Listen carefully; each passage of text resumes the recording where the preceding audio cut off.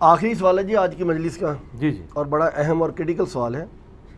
لاہور کے ایک اہل حدیث عالم ہیں جو زیادہ تر ننگے ساری نظر آتے ہیں، جمعۃ المبارک کے خطبہ کے اندر انہوں نے آپ کو مباہلہ کا چیلنج دیا ہے، اور سورہ آل عمران آیت نمبر 61 کو پڑھ کے انہوں نے کہا جی کہ ہم انجینئر صاحب سے مباہلہ کرنا چاہتے ہیں، وہ اپنے بیوی بچوں کو لے آئیں، ہم بھی اپنے بیوی بچوں کو لے آتے ہیں، اور جو جس ٹاپک کے اوپر وہ مباہلہ کرنا چاہ رہے ہیں وہ کوئی اسلام کا بنیادی عقیدہ نہیں ہے۔ بیسیکلی وہ امیر شام حضرت معاویہ سے ریلیٹڈ ہے، اور وہ کہتے ہیں جی کہ ان کے جو نظریات ہیں ان کے حوالے سے ہم آپ سے مباہلہ کرنا چاہتے ہیں، اور چیلنج جو ہے وہ ہم قبول کرتے ہیں۔ آپ بتائیں کہ کیا آپ چیلنج قبول کرتے ہیں؟ اور دوسری بات یہ ہے کہ عوام الناس کو اس مباہلہ کے حوالے سے بتائیں کہ اس کی اصطلاح کیا ہے، اور اس کے متعلق جو ہے نا وہ صحیح عقیدہ سمجھا دیں۔ پہلی تو بات ہے جس نے، اور ایک چھوٹی سی اس میں ضمنی بات میں یہ کر دوں کہ یہ جو صاحب ہیں انہوں نے اپنے خطبہ کے اندر مولا علی علیہ السلام کے دفاع کی بات کی ہے اور حسنین کریمین کے دفاع کی بات کی ہے، جبکہ میرے علم کے مطابق ان کے بزرگوں نے ان کے قاتلین کے اوپر جو ہے وہ بہت بڑی بڑی ان کے دفاع کے اوپر کتابیں بھی لکھی ہیں۔ ہاں جی، تو آج یہ دفاع کر رہے ہیں۔ ہاں جی، پہلی بات یہ کہ یہ جنہوں نے سوال کیا نا جی، جن کے بارے میں کیا ہے، پہلے تو ان سے ہی جا کے یہ سمجھیں کہ مباہلہ کیا ہوتا ہے، اور وہ ذرا مباہلے کی تفصیلات بتا دیں۔ یہ جو آپ نے کہا نا کہ بیوی بچوں کو لے، تو بیوی تو نبی علیہ السلام کو لے کے ہی نہیں گئے تھے مباہلے میں۔ آپ اس کے اوپر صرف ڈسکشن کریں گے آپ کی پوری ڈاکٹرائن ختم ہو جائے گی آل امیہ کو بچانے کی۔ قرآن پاک میں یہ میں پہلے آیت پڑھ کے آپ کو سناتا ہوں۔ سر ان میں اتنا حوصلہ نہیں ہے یہ ننگے سر والی سرکار کہ یہ آیت مباہلہ قرآن سے پڑھ کے اس کی تشریح صحیح مسلم سے بیان کر سکیں۔ نام تو کتاب و سنت کا لیتے ہیں نا۔ یہ سورہ آل عمران کی آیت نمبر ہے 61، اعوذ باللہ من الشیطان الرجیم، بسم اللہ الرحمن الرحیم۔ اس کا کانٹیکسٹ آپ سمجھ رہے ہیں، سورہ آل عمران کی شروع کی جو آیات ہے نا تقریباً 50 کے قریب، یہ نبی علیہ السلام کو عیسائیت کے جو نظریات میں بگاڑ تھا نا اس کے حوالے سے اللہ تعالیٰ نے ایجوکیٹ کیا، اور نجران کے کچھ عیسائیوں کا وفد نبی علیہ السلام کو ملنے کے لیے آیا کہ یار ایک نئی دعوت کھڑی ہوئی ہے۔ تو نجران کے عیسائی یعنی آپ سمجھ لیں وہاں کے، آپ سمجھ لیں جس طرح ہوتے ہیں نا گدی نشین، خانقاہ نشین لوگ، تو انہوں نے کہا کہ اچھا یہ کوئی نیا نبی آ گیا، ہم تو ایک نبی کو لے کے چل رہے تھے اور یہ نبی کہتے ہیں کہ ہم اسی نبی کی تعلیمات کو آگے لے کے چل رہے ہیں، تو ہم ان کو ذرا چیک کریں کہ عیسیٰ جیزس کرائسٹ کے بعد کوئی پیغمبر کیسے آ سکتا ہے، کیونکہ وہ حضرت عیسیٰ کو آخری پیغمبر مانتے تھے کرسچنز۔ تو یہ نجران کے عیسائیوں کا وفد نبی علیہ السلام کو ملنے کے لیے آیا۔ یہ واقعہ ہے 8 یا 9 ہجری کا، یعنی نبی علیہ السلام کی وفات سے آلموسٹ 1.5-2 سال پہلے کا۔ تو اس وقت نبی علیہ السلام کو اللہ تعالیٰ نے ایجوکیٹ کیا عیسائیوں کے غلط نظریات سے ریلیٹڈ، تو سورہ آل عمران نازل ہوئی۔ الٹیمیٹلی آپ علیہ السلام نے حق جو ہے وہ ان ایمبیگوس کر کے، غیر مبہم کر کے عیسائیوں کے اوپر واضح کر دیا۔ اس کے باوجود جب وہ حق قبول کرنے کے لیے تیار نہیں ہو رہے تھے نا، تو نبی کو تو چونکہ اللہ نے منوانا ہے، وہ دنیا پہ اللہ کا ریپریزنٹیٹو ہے، میں اللہ کا ریپریزنٹیٹو نہیں ہوں، میں تو نبی علیہ السلام کا ادنا سا ڈاکیا ہوں، مجھے ماننا نہ ماننا دین کا کوئی حصہ نہیں۔ نبی کو چونکہ اللہ نے منوانا ہوتا ہے، لہذا نبی یہ دعویٰ کر سکتا ہے کہ میں نے حق کا حق ہونا واضح کر دیا ہے لوگوں کے اوپر۔ کوئی دنیا میں اور شخص نبی کے بغیر یہ دعویٰ کر سکتا ہے کہ اس نے حق کا حق ہونا اور باطل کا باطل ہونا لوگوں کے اوپر عیاں کر دیا ہے؟ کوئی یہ دعویٰ کر سکتا ہے؟ یہ صرف نبی دعویٰ کر سکتا ہے، غیر نبی تو نہیں کر سکتا۔ جب نبی یہ دعویٰ کر سکتا ہے، پھر نبی کو یہ حق حاصل ہے کہ وہ اینڈ پہ چیلنج دے کہ میں نے تو حق واضح کر دیا ہے، اب جو کچھ کر رہے ہو ہٹ دھرمی کی وجہ سے کر رہے ہو، تو آ جاؤ اب میدان میں۔ یہ کوئی نہ امام کعبہ کر سکتا ہے، نہ ویٹیکن سٹی کا پوپ کر سکتا ہے، نہ یروشلم کا کوئی پادری کر سکتا ہے، نہ کوئی ہندوؤں کا پنڈت کر سکتا ہے کہ میں نے حق واضح کر دیا۔ ہو سکتا ہے میرے سمجھانے میں کوئی عیب رہ گیا ہو، تو میں کیسے چیلنج کر سکتا ہوں؟ مباہلہ غیر نبی کے لیے کرنا حرام ہے، یہ صرف نبیوں کی خصوصیت ہے، یا وہ شخص پہ نبی ہونے کا دعویٰ کرے کہ میں نے حق واضح کر دیا۔ سر آپ حضرت ابوبکر سے بھی کہیں نا، تو وہ بھی یہ کبھی کلیم نہیں کریں گے کہ میں نے حق لوگوں کے سامنے واضح کر دیا، وہ بھی کہیں گے میری رائے ہے۔ اس میں غلطی بھی ہو سکتی ہے۔ نہ حضرت عمر، نہ حضرت عثمان، نہ حضرت علی رضی اللہ عنہم اجمعین وعلیہم السلام اجمعین تو باقی لوگ کس کھاتے میں؟ تو نبی علیہ السلام نے کو اللہ نے حکم دیا کہ اب اس طرح کریں، الحق من ربک فلا تکن من الممترین، اے نبی علیہ السلام آپ کے پاس حق آ چکا ہے. حضرت عیسیٰ علیہ السلام کے بارے میں کانٹیکسٹ میں یہ آیات چل رہی ہیں، یہ حق ہے، اب آپ نے شک میں نہیں پڑنا. اور آیت نمبر 61 ساتھ ہی، فمن حاجک فی، اگر اس کے باوجود آپ سے جھگڑا کریں یہ کرسچنز، من بعد ما جاءک من العلم، کہ آپ کے پاس العلم قرآن کی شکل میں آ چکا ہے کہ عیسیٰ ابن مریم اللہ کے بیٹے نہیں بلکہ وہ اللہ کے بندے ہیں، اس کے باوجود یہ آپ سے جھگڑا کریں، فقل، تو ان سے فرماؤ، تعالوا، آ جاؤ، ندعو ابناءنا و ابناءکم، ہم بھی اپنے بیٹوں کو لے آتے ہیں اور تم بھی اپنے بیٹوں کو لے آؤ، ونساءنا و نساءکم، ہم بھی اپنی عورتوں کو لے آتے ہیں تم بھی اپنی عورتوں کو لے آؤ، بیویوں کو نہیں، عورتوں کو. ٹھیک ہے، عورت میں بیوی بھی آتی ہے لیکن اس میں اب انجینئرنگ ہوگی، ذرا صبر سے سننا ہے. وَأَنفُسَنَا وَأَنفُسَكُمْ، ہم خود بھی آ جاتے ہیں تم بھی آ جاؤ. ثُمَّ نَبْتَهِلْ، یہ وہی مباہلہ، اس کے بعد ہم گڑ گڑا کے اللہ کے حضور دعا کرتے ہیں، فَنَجْعَلْ لَعْنَةَ اللَّهِ عَلَى الْكَاذِبِينَ، کہ جو بھی جھوٹا ہے اس پہ اسی وقت اللہ تعالیٰ کی لعنت نازل ہو، یعنی تباہ و برباد ہو جائے. اسے کہتے ہیں مباہلہ.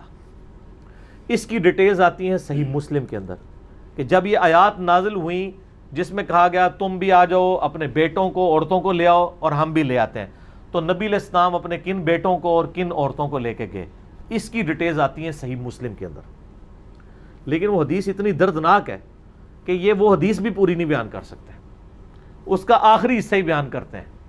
وہ حدیث حضرت سیدنا سعد ابن ابی وقاص سے ہے اور ساری ریسرچ پیپر میں نے ڈالی ہوئی ہے.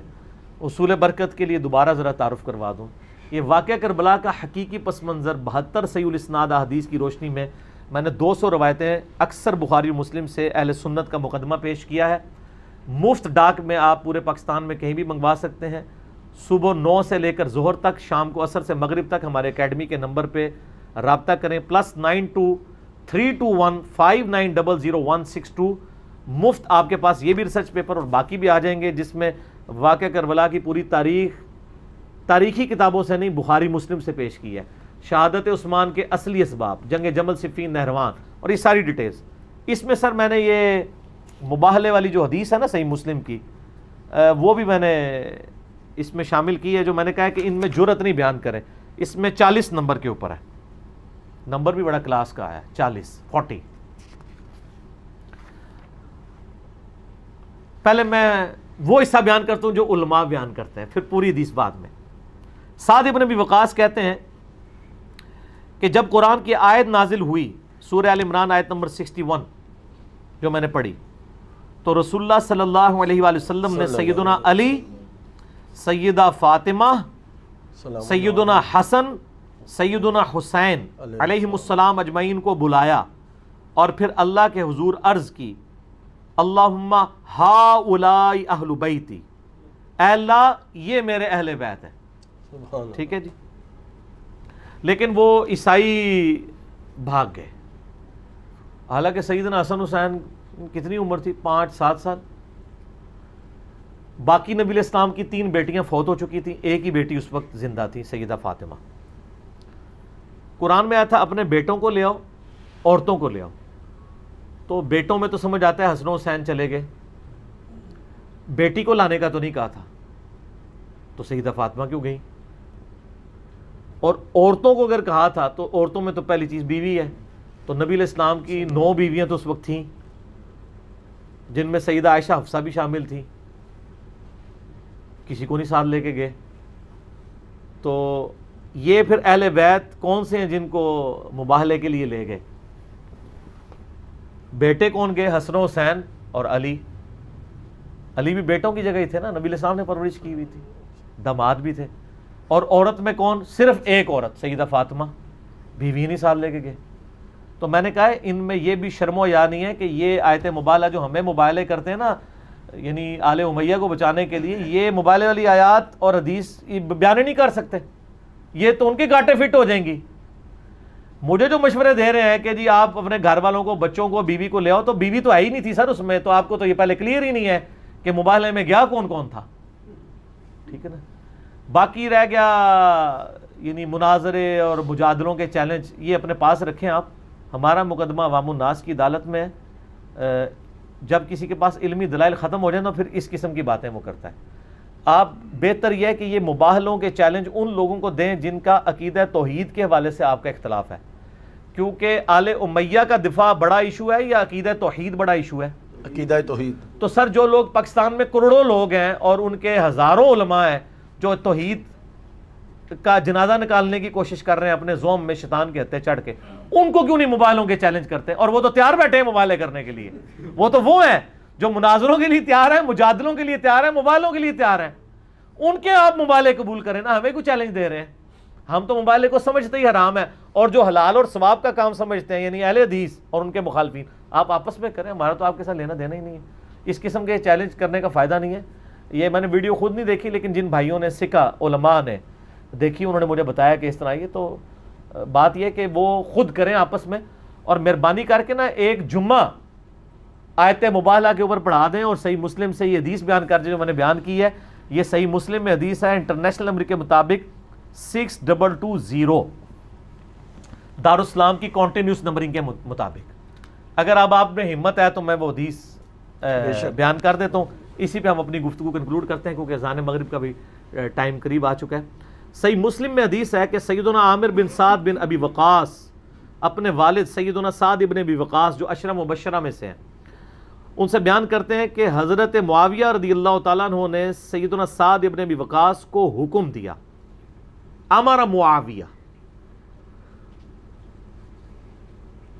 تو حضرت معاویہ نے ان سے پوچھا آپ کو علی ابن ابی طالب کو گالی دینے سے کس بات نے روک رکھا ہے؟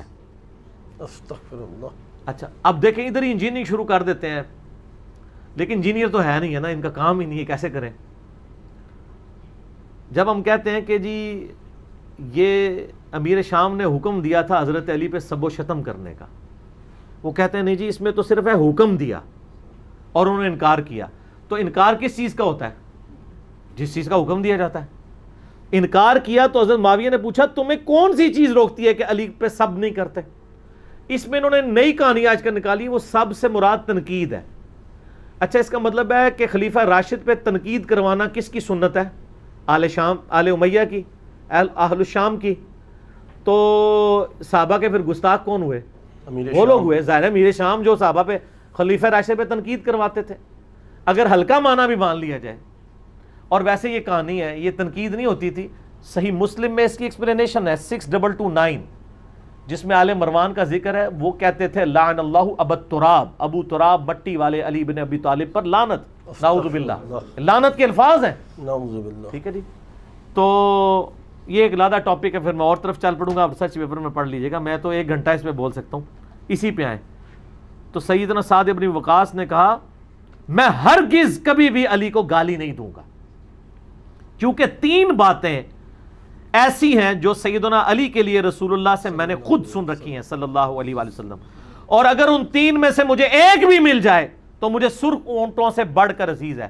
یہ کون کہہ رہا ہے؟ سعد ابن ابی وقاص کہہ رہا ہے کہ علی کو خیر 3,000 ان کی فضائل ہیں، وہ کہتے ہیں مجھے 3 میں سے ایک بھی مل جائے نا تو وہ بہت ہے۔ یہ کوئی عام بندہ نہیں ہے، سعد ابن ابی وقاص عشرہ مبشرہ میں سے ہیں، اور صحیح بخاری مسلم میں حدیث ہے، مولا علی کہتے ہیں کہ میں نے نبی علیہ السلام سے خود سنا ہے کہ سعد ابن مالک کے بارے میں آپ نے فرمایا تھا میرے ماں باپ تجھ پہ قربان، تو تیر چرا۔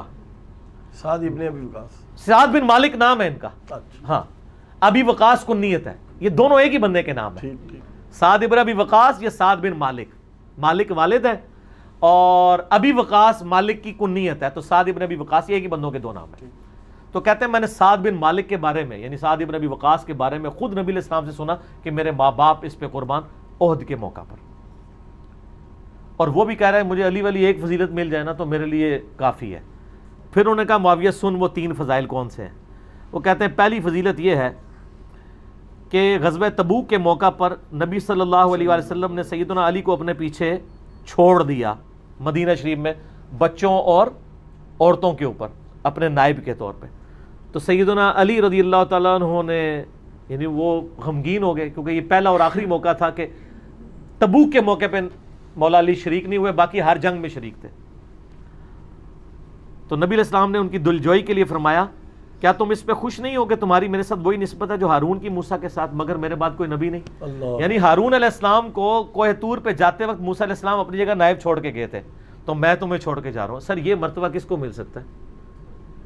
قرآن پاک میں حضرت موسیٰ علیہ السلام کے ساتھ ان کے سپورٹر کون تھے؟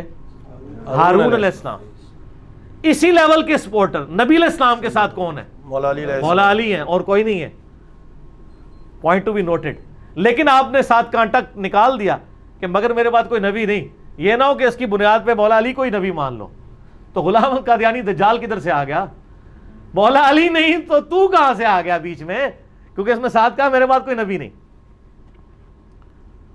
دوسری فضیلت سن، میں نے خیبر کے موقع پر نبی علیہ السلام سے یہ سنا، کل میں اس شخص کے ہاتھ میں جھنڈا دوں گا جس کے ہاتھوں پر فتح ہوگی، جو اللہ اور اس کے رسول سے محبت کرتا ہے اور اللہ اس کا رسول بھی اس سے محبت کرتے ہیں۔ اللہ، یہ ہے اصل بات۔ یہ سن کر ہم پوری رات اسی امید میں رہے کہ شاید ہمیں وہ جھنڈا مل جائے، لیکن صبح ہوئی تو نبی علیہ السلام فرمایا علی کو میرے پاس بلاؤ۔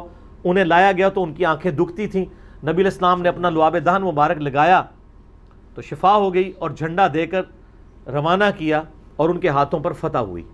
اور تیسری فضیلت یہ ہے کہ جب عیسائی پادریوں کو مباہلے کا چیلنج دیا گیا اور قرآن کی آیت سورہ ال عمران 61 نمبر نازل ہوئی تو نبی صلی اللہ علیہ وآلہ وسلم سیدنا علی، فاطمہ، حسن و حسین علیہ السلام کو لے کر گئے اور کہا اللہ یہ میرے اہل بیت ہے۔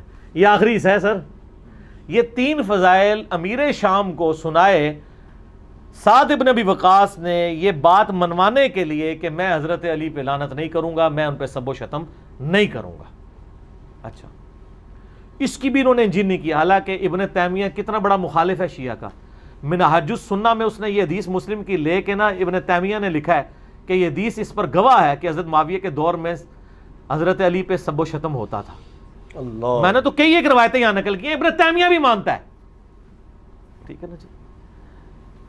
وہ کہتے ہیں کہ جی اس کی پھر انہوں نے مزید وہ کہتے ہیں جی حضرت معاویہ کے دور میں ہوتا تھا لیکن ان کے حکم سے نہیں ہوتا تھا، نہ ان کی اجازت سے ہوتا تھا۔ اور کہتے ہیں اس میں تو وہ پوچھ رہے تھے کہ جی آپ مجھے حضرت علی کے فضائل بتائیں کہ لوگ تو حضرت علی کو برا کہتے ہیں، آپ کیوں نہیں کہتے تاکہ میں بھی ان کی تعریف کروں۔ ایڈی لمبی کہانی۔ تو وہ کیا کہہ رہے ہیں کہ میں کبھی بھی نہیں کہوں گا، کیونکہ 3 باتیں میں نے سنی ہیں۔ یہ کہانی ان کی کیسے فیل ہوتی ہے؟ وہ تو الفاظ میں ہی نہیں فٹ ان بیٹھتی۔ اس میں الفاظ ہیں امر معاویہ، معاویہ نے حکم دیا کہ کرو، تو کرنے کا حکم کیوں دے رہے تھے اگر وہ بچ رہے تھے ان کاموں سے خود؟ اب مزے کی بات ہے اسی حدیث کا ایک طریق ہے سنن نسائی الکبریٰ کے اندر، جو خصائص علی والا چیپٹر ہے، امام نسائی نے لکھا ہے نا سنن نسائی الکبریٰ میں، انٹرنیشنل نمبر کے مطابق 8439، اس میں الفاظ ہیں کہ یہ پوری حدیث یہی ہے، اینڈ پہ الفاظ ہیں کہ عامر بن سعد بن ابی وقاص، سعد بن ابی وقاص کا بیٹا کہتا ہے کہ جب میرے باپ نے یہ 3 فضائل بیان کیے نا حضرت معاویہ کے سامنے، تو حضرت معاویہ جتنے دن مدینہ شریف رہے حضرت علی کے خلاف ایک جملہ بھی اپنی زبان سے نہیں نکالا۔ تو اس نے بتا دیا کہ وہ حضرت علی کے خلاف ہی بول رہے تھے۔ ایک حدیث سے دوسرے کی تشریح ہو جاتی ہے نا، ٹھیک ہے نا۔ اور یہ حدیث شیخ غلام مصطفیٰ ظہیر حفظہ اللہ تعالی من الجنت والناس، ان کی تحکیم کے ساتھ جو خصائص علی چھپی ہوئی ہے ہمارے جیلم بک کارنر سے، اس میں باقاعدہ انہوں نے اس حدیث کے اوپر تحکیم لگائی ہوئی ہے، ٹھیک۔ اور میں نے یہ ساری حدیثیں ڈالی ہوئی ہیں۔ یہ ٹاپک تو نہ ختم ہونے والا ہے، گھنٹوں میں اور بول سکتا ہوں۔ یہ ریسرچ پیپر آپ منگوائیں اور خود پڑھیں، اور پھر یہ جو موبائل وغیرہ کے چیلنج ہے نا سر، تو یہ آپ اپنے پاس رکھیں۔ میں حصول برکت کے لیے اینڈ پہ پھر دوبارہ وہ عرض کر دوں کہ ہم میں شرافت، زہد اور دنیا سے بے رغبتی تو مولا علی والی ہے، لیکن چلاکی، ہوشیاری مولا علی کے مخالفین والی ہے۔ لہٰذا ہم سے کوئی امید نہ کرے کہ ہم دوبارہ اس سراغ سے ڈسے جائیں گے۔ بخاری مسلم میں حدیث ہے مومن ایک سراغ سے دوسری بار نہیں ڈسا جاتا۔ ایک بار تو آپ ڈس چکے ہیں مولا علی کو، اب ان کے ماننے والوں کو آپ دوبارہ نہیں ڈس سکتے، کیونکہ ہم نے ہوشیاری چلاکی ان کے مخالفین کی لی ہوئی ہے اور شرافت اور زہد مولا علی والا لیا ہوا ہے۔ لیکن یہ اس ہوشیاری سے ہم کسی کو نقصان نہیں پہنچاتے، صرف آپ کے شر سے بچنے کے لیے رکھا ہوا ہے، ٹھیک ہے۔ جس طرح یہاں پہ ہمارے بٹ صاحب نے ایک خطرناک قسم کی وہ پسٹل رکھی ہوئی ہے، وہ اس لیے نہیں ہے کہ آپ کو ماریں گے، وہ آپ کے شر سے بچنے کے لیے انہوں نے رکھی ہوئی ہوتی ہے، ٹھیک ہے جی۔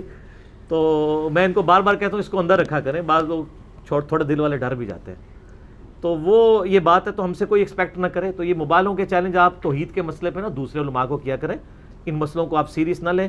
مجھے پتہ ہے کہ آپ کی پبلک آپ کو چھوڑ چکی ہے، کیونکہ آپ کی پبلک جو ہے وہ اہل حدیث کے منہج پہ ہے اور آپ فرقہ اہل حدیث میں ہیں، تو ظاہر ہے کہ اس وقت منہج اہل حدیث کی جیت ہو گئی ہے کتاب و سنت کی، اور فرقہ اہل حدیث کی شکست ہو گئی ہے کہ بزرگوں سے پوچھ کے چلیں، علماء سے پوچھ کے چلیں۔ وہ کہتے ہیں جی ہم علماء سے پوچھ کے چلے ہوتے تو ہم حنفی علماء سے اگر پوچھیں تو پوری زندگی میں رفع الیدین نہ شروع کرنے دیتے، ہم تو بخاری مسلم پڑھ کے ہم نے رفع الیدین شروع کیا ہے۔ تو اگر آپ بخاری مسلم میں آل امیہ کی بدماشیوں کے اوپر اور اہل بیت کی شان میں، مولا علی کی شان میں حدیثیں آئیں گی تو اب ہم ان کو چھوڑیں گے تو نہیں، ہم رفع الیدین کی حدیثیں بھی مانیں گے اور اہل بیت کی شان میں بھی مانیں گے، چاہے آپ ہمیں کہتے رہے جو مرضی، ہم جھوم کے کہیں گے کہ نہ میں وہابی نہ میں بابی، میں ہوں مسلم علمی کتابی۔ ٹھیک ہو گیا جی؟ اللہ تعالیٰ سے دعا ہے جو حق بات میں نے کہی اللہ تعالیٰ ہمارے دلوں میں راسخ فرمائے، آمین۔ اگر جذبات میں میرے منہ سے کوئی غلط بات نکل گئی تو اللہ تعالیٰ ہمارے دلوں سے معاف کر دے، ہمیں کتاب و سنت کی تعلیمات پر عمل کر کے دوسرے بھائیوں تک پہنچانے کی توفیق عطا فرمائے۔ اللہم صلی علی محمد وعلی آل محمد کما صلیت علی ابراہیم وعلی آل ابراہیم انک حمید مجید، اللہم بارک علی محمد وعلی آل محمد کما بارکت علی ابراہیم وعلی آل ابراہیم انک حمید مجید۔ سبحانک اللہم وبحمدک اشہد ان لا الہ الا انت استغفرک واتوب الیک وما علینا الا البلاغ المبین۔ آمین۔ جزاکم اللہ خیرا۔